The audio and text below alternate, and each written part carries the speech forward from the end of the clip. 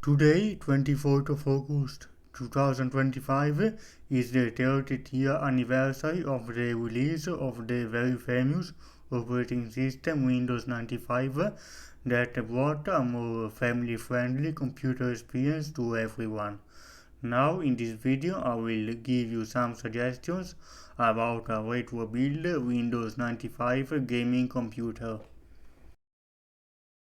As to the motherboard and CPU, we will use a Socket 7 motherboard. This family of motherboards was released in June 1995 and accepts P5 Pentium processors and also Cyrus processors. It supported a wide range of CPUs. The ones that we like are the most powerful one and also compatible, like Pentium 200 MHz, Cyrus 686, Pentium MMS 223 MHz, and Cyrus 686 MHz. Cyrus was a very capable family of processors, the same power as Pentium. It was good in everything but some heavy 3D games such as Quake. For those 3D games, Pentium MMS was better thanks to better technology in some key areas that the game used very hard. As to the mouse and keyboard, choose PS2 connectors, mouse PS2 and also keyboard PS2. In this time period, there were ergonomical keyboards such as the Microsoft Natural Keyboard and also mechanical keyboards like Office keyboards made by IBM and Cherry. As to the joystick, you can very easily connect it to the joystick port already integrated into the Socket 7 motherboard. As to the peripherals, they will be connected using IDE, the internal peripherals, such as the 3.5-inch floppy drive and CD drive. Also, if you use Windows 95 OSR2, it will enable USB support and you can add a PCI card giving you USB 1 or 1.1 speed. As to the RAM, Windows 95 doesn't require a lot.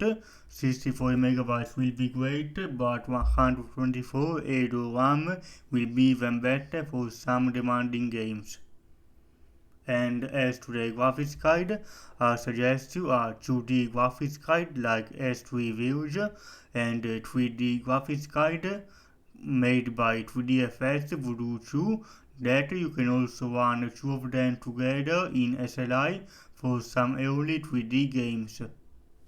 The best sound cards for this time period were manufactured by Creative, such as Sound Blaster Live 5.1 and Sound Blaster 16. A good alternative is also Yamaha YMF 744. And also you should get some stereo speakers, desk speakers.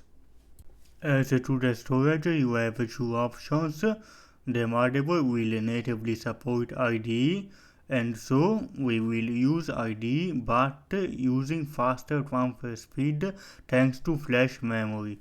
The options are either PATA SSD or CF2 IDE adapter. You need to know that the maximum size supported is 32 GB in FAT32, supported after the Windows 95 version OSR 2.0, also 2.1 and 2.5. 2.1 and 2.5 were minus bug fixes to the 2.0 version. As to the monitors, we will choose those ones using the VGA connector at 4x3 resolution.